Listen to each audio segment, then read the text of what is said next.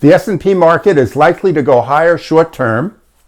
However, before Thanksgiving, you might want to lighten up your positions a little bit because headwinds are coming. Today is November 11th. We saw some interesting action last week. The market came down hard into Friday, and then it rebounded even faster the first few days this week, almost recouping the full decline that it took from October 28th until the 7th of November. There's probably a low on the 13th, another one between the 17th and the 19th, as opportunities potentially to buy in on the way up.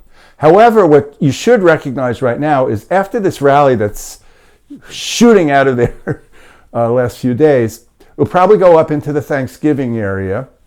But the early part of December, potentially all the way until late January, even early February, some of those cycles turn down and they have enough of a correction that you don't want to sit through it unless you're a very long-term investor. Okay?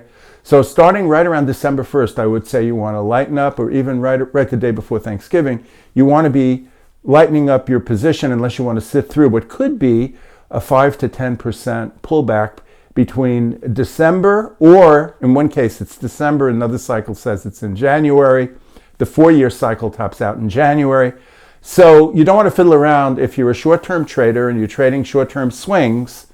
This rally that's happening right now, you want to enjoy it, and potentially we will take out the highs that we made at 69.55 on the futures. Okay, and so in the context of our overall view that the market's going to trend higher over the next 5-6 months, and that it may not go up every month. As a matter of fact, December may have a dip in it, and January may have a dip in it.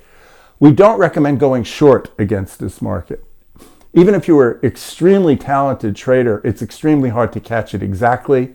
And worst part of it is, even if you get short and you start making money, you don't know when to get out, and then the market will shoot back up in your face. And it's a hard thing to do. I wouldn't recommend doing it. If you want to lighten up your long positions, that makes sense. If you're not wanting to get out, you can hedge your positions for a few months and until February.